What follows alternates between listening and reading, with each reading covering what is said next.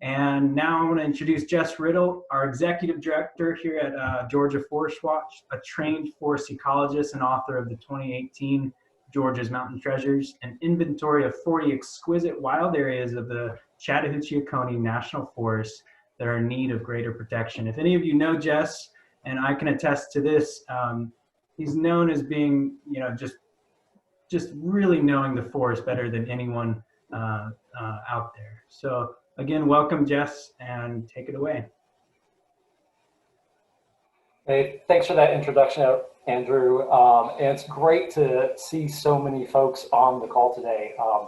It's really gratifying to know folks are interested in this topic. And kind of in getting ready for this, I did a little searching on the internet to see how other people framed the Forest Service project development process and what other folks had to say about it. I was surprised just how little was online. I'm sure it's out there somewhere, but the full process for how the Forest Service works seems to be a little bit hard to come across.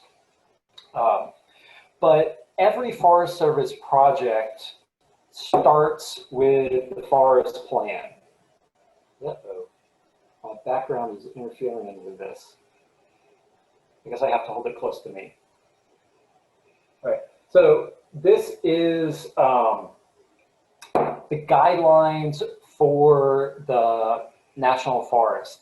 It sets goals and restrictions and prioritizes activities in different areas for 15 to 20 years for all of the Forest Service land in Georgia. So this is essentially the Bible for the Forest Service. And, some of you are probably thinking, well, isn't the government supposed to be good at generating paperwork? That doesn't look thick enough to be a Bible. But there's also the appendices and the environmental impact statement for the forest plan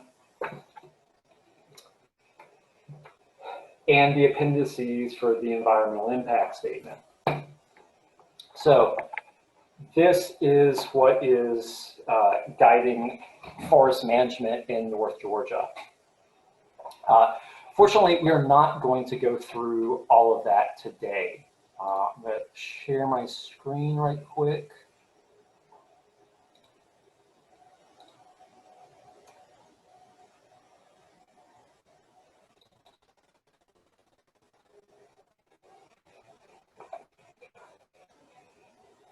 So one of the things that's in that forest plan are goals and guidelines for managing essentially every different aspect of the forest, from old growth to air quality, to fire, to scenery, to threatened and endangered species.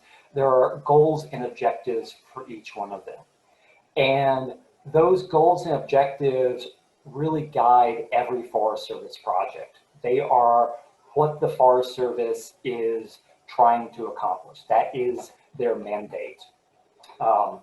And often when we look at a project that we have problems with, the problems in it are coming from the Forest Service trying to shoehorn some goal into some part of the landscape where it doesn't really fit, where it's not an appropriate goal for that particular area, but the Forest Service is still pushing it forward because that is how they are being evaluated. So to look at one particular goal that has a lot of influence, goal 3 on the left, enhance and store, manage and create habitats. That is really what drives a lot of the logging on our national forest. For different forest types, there are set acreage goals, and they're usually separate goals for the Chattahoochee versus the Oconee. So when we look at a Forest Service project and their various timber treatments, usually they're tied to some objective in goal 3. So the goals in the forest plan really shape what the Forest Service is doing. The goals in the forest plan can also steer where that activity is occurring.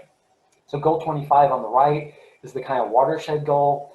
And one specific element of it is that the Forest Service has an objective to work with watersheds that the Georgia Environmental Protection Division has identified as impaired. That's what that 305B and 303B there at the end means. There are watersheds that have been specifically identified as impaired because fecal coliform counts, heavy metals, or sediment exceed some threshold for a healthy stream. So those watersheds get more emphasis from the Forest Service. The forest plan also provides a little bit more explicit direction on where activities can occur.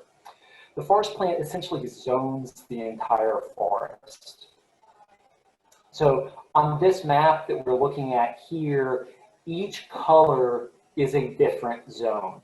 The Forest Service calls them management prescriptions, and each management prescription has a desired future condition associated with it. You know, how much forest there's supposed to be of different ages, what management techniques are allowed, what the recreation goals are, what the scenic goals are. So whether there's a lot of range in those prescriptions, and they really vary in how much protection they offer. At one end of the spectrum is wilderness areas. They're supposed to be kept in a very natural condition. At the other end of the spectrum are some prescriptions where the Forest Service has very broad latitude to use logging or herbicide applications or manage the forest however they would like to. So whether an area is really protected or not, a lot of it comes down to these management prescriptions. And now, fortunately, forest plans get revised as a public process, and the Chattahoochee's forest plan is due for revision in maybe about 3 years, and people will have a chance to talk about or speak up for the areas they think need greater protection, and getting good protective prescriptions for them will be a major part of securing their protection for decades to come. So a project is going to develop out of the forest plan, and it's usually developed by a district ranger. The National Forest is broken up into 4 ranger districts, and each one of them has a district ranger in charge of it. And the district ranger has a lot of discretion about which projects he or she follows on his ranger district. So they need to be meeting plan goals. They're going to then look around their ranger district, get kind of funneled into areas with less restrictive prescriptions. And then, you know, they're likely to choose a watershed that they haven't worked in very often. And that is in large part what determines where the Forest Service works on the landscape. And to make this process a little more concrete, we'll walk through the steps for one particular project. The Upper Warwoman project is in process just east of Clayton. It's that gray shaded area on this map. It's about 12,000 acres. So that's pushing 20 square miles. And it's a project that ForestWatch has been very heavily involved with. And it's a fairly large, complex project. It involves timber harvest, prescribed fire, herbicide application, road work, essentially everything except trail work, basically. And the Forest Service chose to work in the Upper Warwoman watershed in part because of the prescriptions there. So there's 4 different prescriptions in that area. That light blue one up at the top is the natural areas prescription, and it goes all the way up to the top of Raven Bald. So it's in a roadless area. That's an area that in the last forest planning, it was decided should be set aside a little bit more. So that's why the natural areas prescription is there. Versus the rest of the project area are prescriptions that provide more latitude.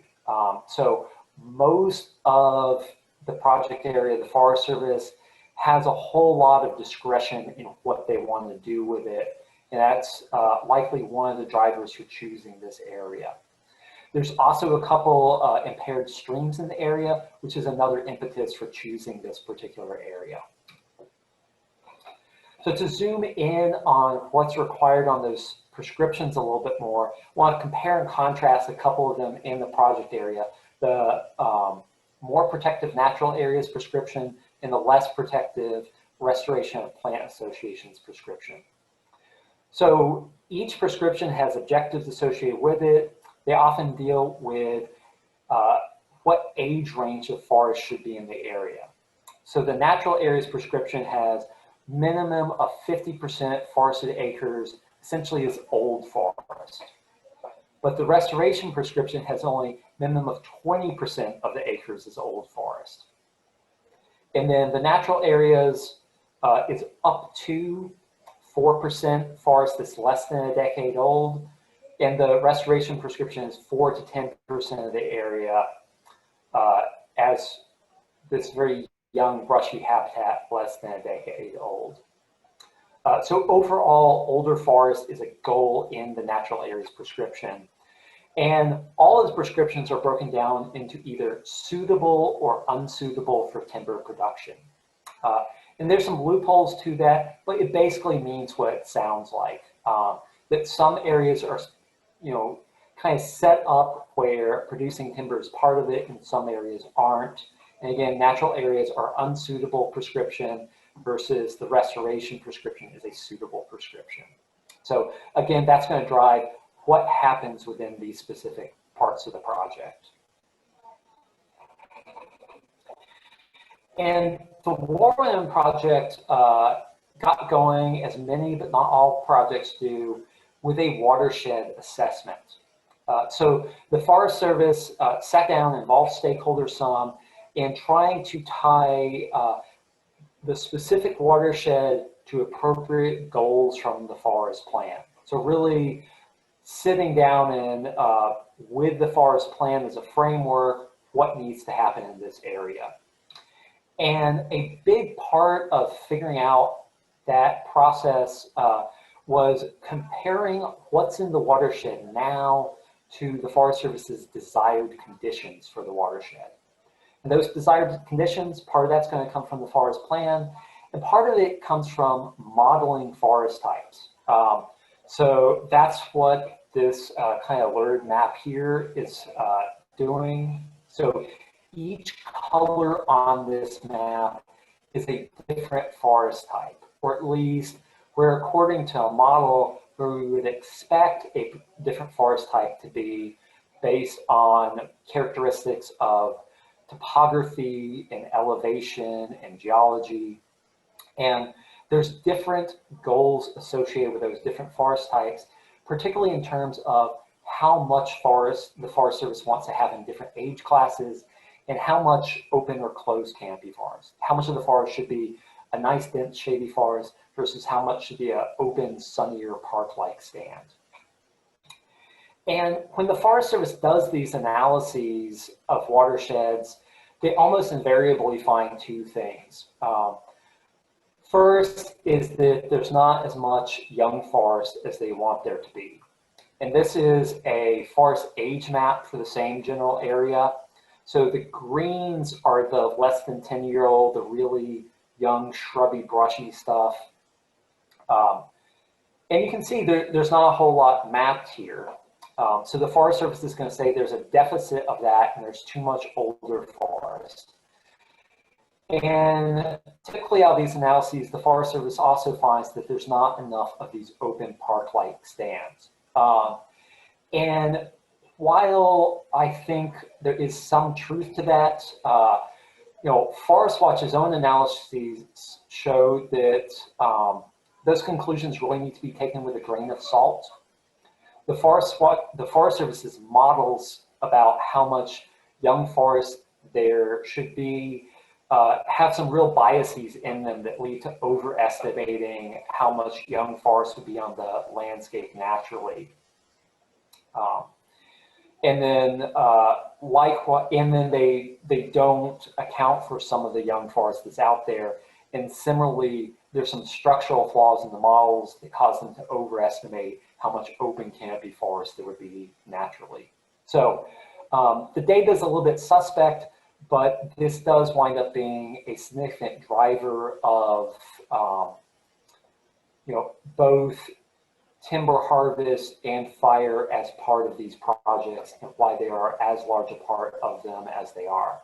Although in fire, there are some other reasons too.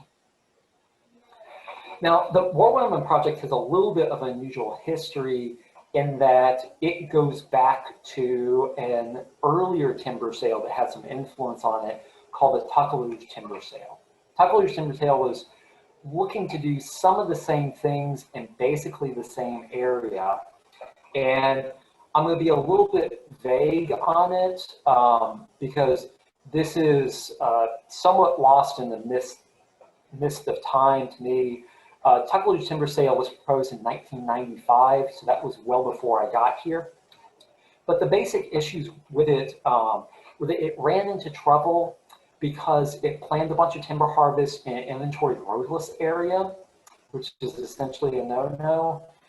And it also had some real issues with erosion that could pose potential problems. So Georgia ForestWatch, with help from the Southern Environmental Law Center, appealed the project and reached a settlement on it, which scaled back that project, but it still contributed to that watershed assessment in developing some of the goals for the Upper Warwoman project.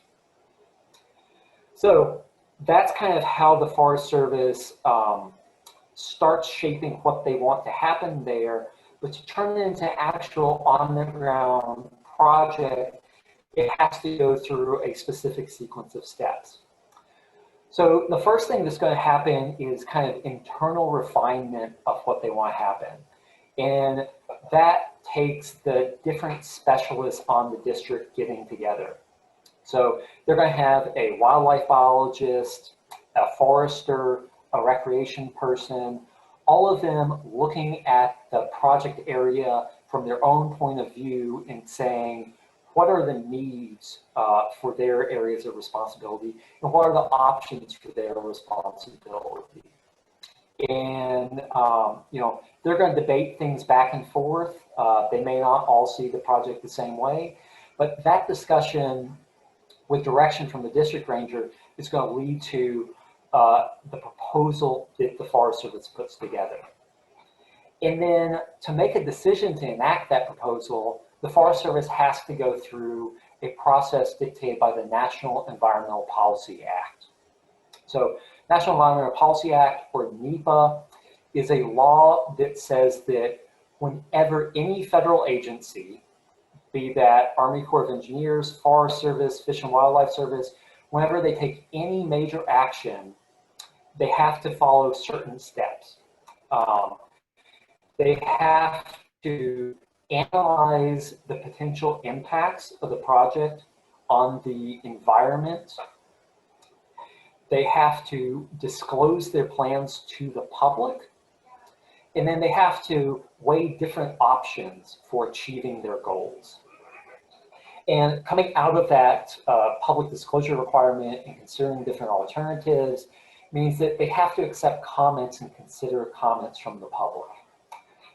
And this is a process that has worked really well for 50 years. It's made improvements to projects on the ground. We're going to see some of the improvements it led to in the Upper Warwoman project. Over the last couple of years, it's really been under attack. There have been efforts to really block and limit public involvement in the decision-making process, and also to make the environmental reviews far less robust. And the impetus for that is to streamline and make the process easier for energy development, like this pipeline that would require federal permits. So the first step in that NEPA review for any project is going to be what they call scoping, and that is the initial public disclosure. And it really just tells people the who, what, when, where, and how of the projects. Importantly, it's going to describe the purpose and need for the project. Any later alternative or suggestions for improving the project is going to have to make sure the Forest Service's purpose and need for the project is still achieved. Can't just say you should go off and do something different. It's got to be a different way to meet the Forest Service's goals for the area. And then scoping is also generally the public's first chance to weigh in on the project. It's the first chance for people to participate with legal protections. So that watershed assessment that kind of formed some of the ideas for the scoping, there were public meetings involved with that, but the Forest Service had no obligation to really take public input. Versus with scoping, the Forest Service is legally required to consider public comments. So usually there's a 30-day comment period on the project.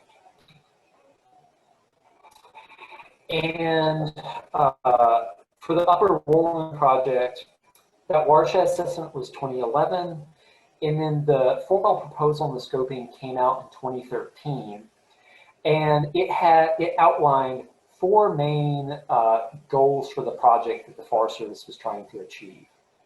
So they said that a lot of the pine forest and the really dry, scruffy forest in that area had too dense a forest, and the pines weren't regenerating well enough. So they wanted to do a combination of thinning and burning to get more pine seedlings and open those forests up. And then they said there also wasn't enough young oak forest, so they proposed some cutting and planting to generate more young oak forest. And then there was a goal of just more young forest in general. And then going back to those couple of impaired streams in the watershed, there was a real emphasis on the streams in the watershed. Some road work to improve how much sediment was getting to the streams, and then some restructuring the streams to improve trout habitat. So this is what the Forest Service mapped out. So the project area is most of this area on the map. And the filled in shaded areas are individual forest stands. Areas where the age of the trees is all pretty similar, and it's one forest type throughout the area. And the Forest Service has proposed different types of logging in the different areas. So the green stands are areas where they proposed non-commercial logging. That means cutting the trees but leaving them on the ground, which means that there wouldn't be any log landings or temporary roads built, so that would leave the soil relatively intact. Versus all these bluish shaded areas, those are areas to be commercially logged. So that's what we normally think of with a logging project, where the trees are going to be hauled out on trucks, and the log landings and temporary roads are going to cause quite a bit of soil damage in those areas. And that logging, there was a range of logging proposed, different stuff in different stands. Some of it would take out most of the trees, not clear cut, but maybe 85 or 90% of the trees, while other areas they would leave half the trees or maybe a little more than half the trees, just depending on the specific goals. And then the blue segments, that's where they were proposing stream work, things like building structures in the streams to create new pools, or deepen the water in the streams to create pools for trout. Also involves some just cutting trees and dropping them on top of the stream to create cover again for trout. And then one important part of the project was this little red line here. That's a section of road that the Forest Service was proposing to decommission because it had some road problems or some erosion problems. And to maintain access to this upper part of the Tuckaluge Creek watershed, they proposed building this new mile-long segment of road here that would cross the creek and provide an alternative route to the upper watershed. And we're going to talk more about why that was or wasn't a good idea later on. And then the proposal also included a lot of prescribed fire. This area included prescribed burn units of close to 3,000 acres already. The project proposed about 6,000 acres of new prescribed burn units. So that meant that they would be at some point burning the majority of the watershed, some of it on a 3 to 5 year rotation, some of it on a 5 to 10 year rotation. As I mentioned, this proposal for the project came with an opportunity for people to write in about it. And some people and organizations did, and there were a couple main themes that came out of those comments. One was concerns about water quality, because while the project was supposed to be improving water quality in some ways through some changes in road work, the logging and that new road construction also represented a threat to water quality. So there were some suggestions for ways to change the project to make it less harmful to the streams in the area. And then some people, particularly in the hunting community, wanted more very young forests in that 0 to 10 age range. They felt this project didn't include enough, mostly timber harvest to create that young brushy habitat. So the next stage of the NEPA analysis and the project proposal and planning was the environmental assessment. And it would include responses to those comments from the scoping. It's a much more detailed analysis than in that scoping comment. So it came out 2015, so a couple years after the scoping comment. It included a more detailed purpose and need. And here's where we start seeing the alternatives that are mandated by NEPA. So almost always one of the alternatives for a project is what they call a no action alternative, where the Forest Service says, if we just keep managing it the way we've been managing it, don't do anything new, what kind of trajectory is the area on? And then there's a proposed alternative that's essentially the same thing that was in that scoping. And then there's a modified alternative usually that includes, it's basically that alternative, the plans from the scoping that have been modified to address comments that were received on the scoping. And then while the scoping might be a 10 to 15 page document, the environmental assessment for the Warwoman project was about a 200-page document. Most of that was analyses, looking at the potential impacts of the project on physical factors like soil and water and air, on biological factors like different types of forests, pine forests, oak forest, and then also social factors, including recreation, scenery, and economic cost-benefit analysis. And then this is a lot of new information for people, new alternatives to consider, new analyses to consider. So again, there's another 30-day comment period associated with this process. And the Upper Warwoman EA, or environmental assessment, did include some changes to respond to issues brought up in the scoping. Some of the timber treatments were converted from commercial and soil impacting ones to non-commercial ones for the benefit of the streams. One timber harvest in one particular area got dropped. There's changes to the way they would set up the logging that would require less road reconstruction, which again meant less potential for sediment to go into the streams. And then there's actually increasing the logging in another area to create more opportunities for open habitat that some people specifically wanted. So this is the map of the project from the scoping again. This time though, I want to focus in on this area on the right middle and what happens to it. So this particular block of timber units was kind of difficult to access. The white is private land. There were steep slopes over here. So the Forest Service was going to have to build a 2-mile-long temporary road just to access them. Look at most of the other stands lie right along existing roads. And then here's the proposal from the modified action. So The timber plant harvest in here are gone. They've been dropped so that that long temporary road doesn't have to be built. And the Forest Service is now proposing new timber harvest in this area. And those are those to create more open habitat. So ForestWatch was very involved with the environmental assessment stage. Our volunteers went out there and looked at specific issues on the ground. And one that we particularly focused on was that plans to decommission one segment of road and build a whole new section of road. So we were worried about how much sediment that new section of road would generate, and also that that new section of road would kind of lop off a lobe of a roadless area. So we got out there, checked out the road, and one thing that we noticed was that some of the erosion control structures along it were failing. At the diversion ditches that were supposed to get water off the road, they had set up silt fences to catch the silt coming off the road, but those structures had never been maintained. So there was sediment getting into the adjacent tributary that didn't need to be.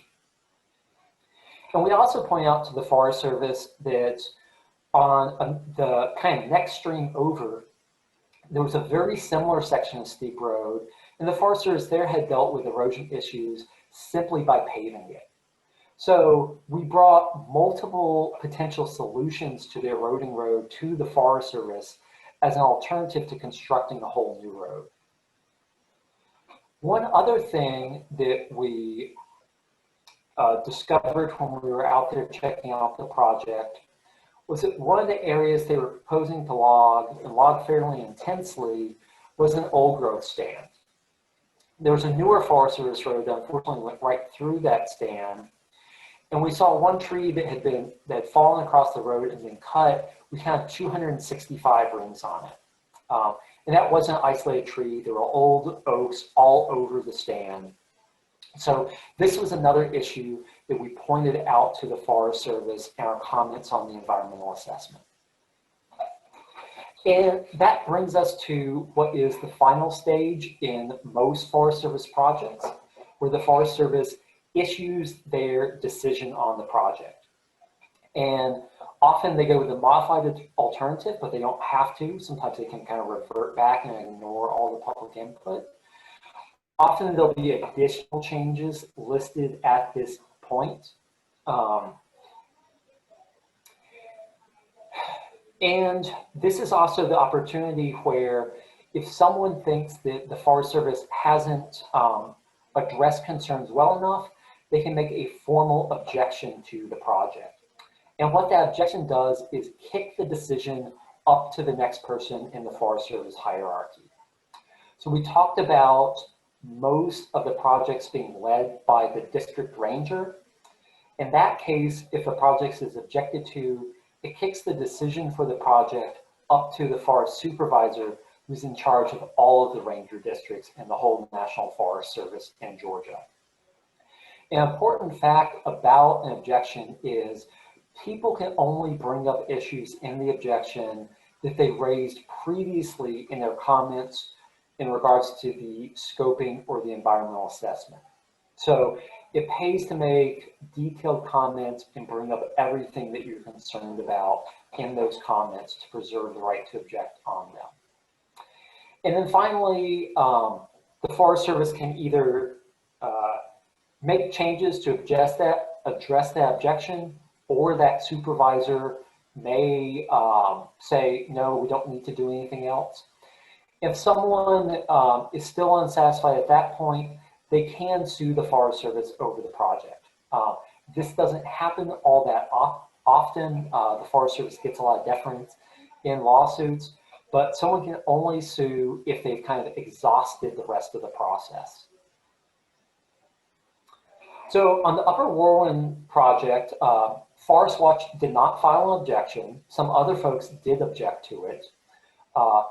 We felt like the Forest Service made significant improvements to the project and that really addressed what we saw as the biggest issues with it. So that plan to build a new road that would infringe on a roadless area, the Forest Service dropped that plan.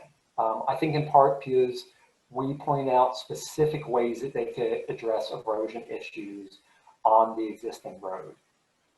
And they also dropped the old growth, the logging in the old growth. That was an issue where they simply hadn't recognized it. They weren't trying to log old growth, and what was pointed out to them, they let it go. The Forest Service here has been pretty good when that kind of situation has come up.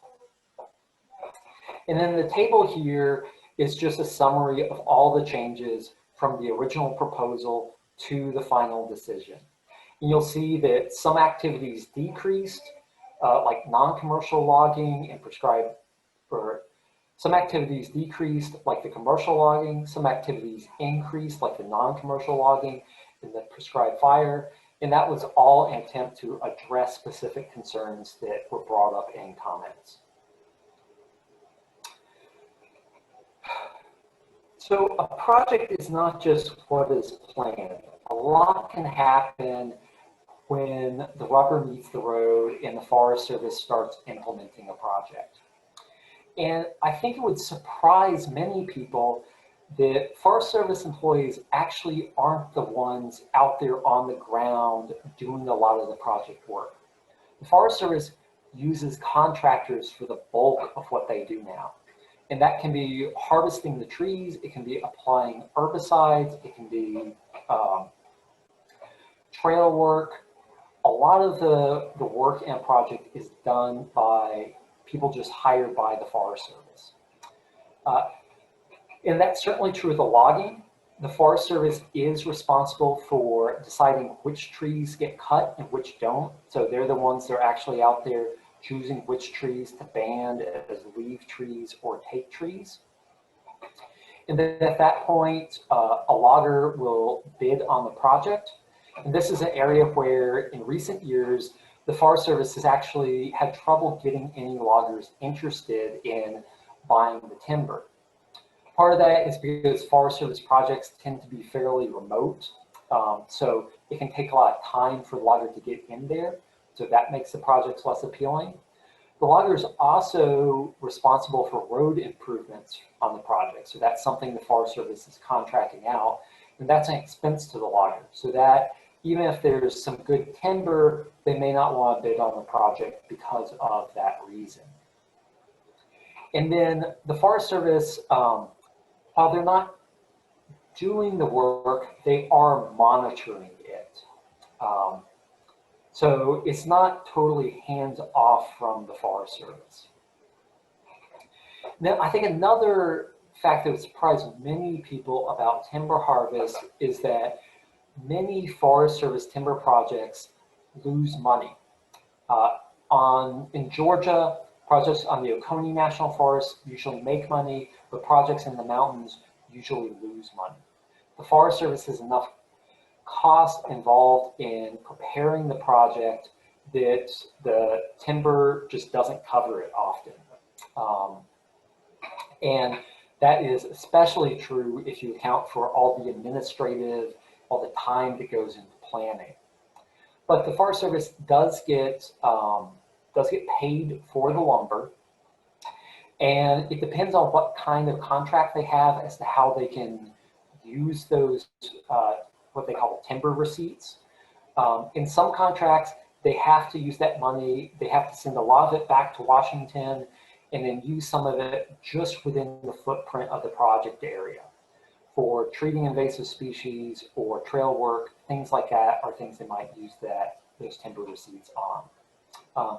Versus other types of contract, particularly the stewardship contracts, allow them to keep more of the money and spend it anywhere in the district, again on projects like road maintenance or trail maintenance. So right now, the Upper Warwoman project is in the middle of implementation. That decision was issued in 2015, but they're still working on the project. They've gotten some parts of it done. For instance, part of it was creating some open brushy habitat around wildlife openings. So this smooth green area here is a wildlife opening. And we can see they've left just scattered trees surrounding it. And here's another area that's been opened up by logging right here. So that's a part of the project that's been done. And they were also supposed to create other openings. So we see this general area right here. A lot of it has very open canopy, other has more patchy canopy. And that's an area where prescribed fires have gotten relatively hot. So we can see a bunch of standing dead trees in through this area that the fires killed. And that was by design, part of the way they were planning to create more open habitat in the area. And then when it comes to the actual timber harvest, they have been able to complete where they contracted out people to come through and cut down the smaller trees. So this is a woodland treatment where they had a contractor come through and cut down everything less than 12 inches in diameter. In this particular spot, some pine beetles had gone through and killed most of the larger trees earlier. So when they took out the little trees, it left it very open. So that contract got done, but they haven't been able to get any bids for the actual timber harvest of the larger trees. It goes back to issues with the road and issues with the timber quality and much of the project being fairly low. So it just hasn't been enough of an incentive for a logger to take the contract. And, you know, that incompleteness after several years is common on Forest Service projects. Some projects sail through and all the actions the Forest Service describes happen. But on other projects, the Forest Service just has a lot of trouble getting it done. Everything from getting someone to buy the timber, to planting trees, to doing prescribed fires, any of that we have seen run into issues on projects that we monitor. So issues with this project are not an isolated incident. And then, you know, there's also issues with, even if the Forest Service does what they're planning to, will it have the results they intend for it to? Historically, many of the Forest Service's management tactics haven't worked that well. I think they've improved now, but they still have many issues with them. So when the Forest Service, you know, issues their scoping or has a public meeting early in the process, they're often kind of painting a picture of all these good things they can do and kind of turn the forest into a Garden of Eden. But, you know, what actually happens on the ground, I think, often falls short of that, even if there's really good intentions. And, you know, that may not be because the Forest Service has done a poor job per se, but just because what they're trying to do is often harder than they make it out to be. So, you know, that is kind of the life of a Forest Service project. And I'm gonna send it back to Andrew now and exit from my screen share. Thank you, Jess. That's great.